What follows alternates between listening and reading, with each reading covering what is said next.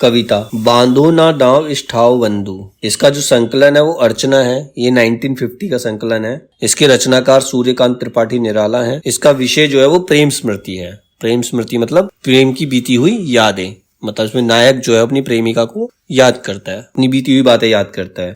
अब कविता की लाइनें हैं, बांधो ना नाव इस ठाव बंधु, पूछेगा सारा गांव बंधु।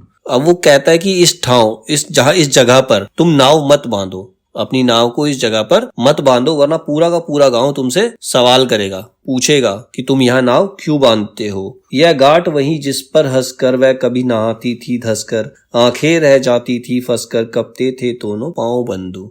मतलब वो कह रहा है इस ठाव पर, इस जगह पर अपनी नाव मत बांधो। ये वो घाट है जहां पर नायिका जो है, मेरी जो प्रेमिका है, वो यहाँ हंसकर कभी नहाया करती थी। इस पानी में डूबकर, धंसकर मतलब इस पानी में डूबकर कभी नहाया करती थी।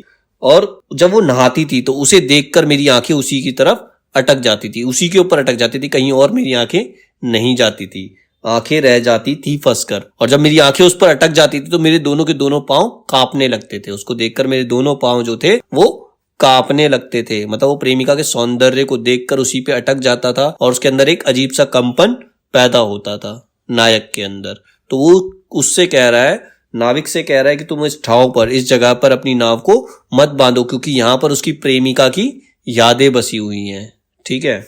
वह हंसी बहुत कुछ कहती थी फिर भी अपने में रहती थी, सबकी सुनती थी सहती थी, देती थी सबके दाव बंधु, बांधो ना नाव इस ठाव बंधु। कह रहा वह हंसी बहुत कुछ कहती थी। जब वो यहाँ आती थी, नहाती थी, तो उसके अच्छी अलग सी मुस्कान रहती थी। उसकी हंसी कुछ ही कहती थी, फिर भी वो अपने में रहती थी। उसे फिर भी किसी और से कोई मतलब नहीं था। वो खुद में ही खुश रहती थी, अपने आप में ही प्रसन्न रहती थी। सबकी सुनती थी सहती थी, जो भी कुछ कह रहा है वो सब सुन लेती थी, सहती थी। कुछ मतलब किसी का पलटकर जवाब वो नहीं देती थी। कई लोग जैसे होते हैं, कोई लड़की जाती है तो उसमें 50 कमेंट करते हैं, तो चुपचाप सुनकर निकल गए। तो उसका वही था, वो सबकी सुनती थी सहती थी, देती थी सबके दाव बंधु, बांधो ना इस ठाव बंधु। बस सबकी बातों को वो सुनकर अपने आप को चुप रखती थी, सह लेती थी सारी चीजों को। और उससे कहता है कि ये उसी प्रेमिका की यादें हैं यहाँ पर उसकी, तो यहाँ पर अपनी नाव मत बांधो।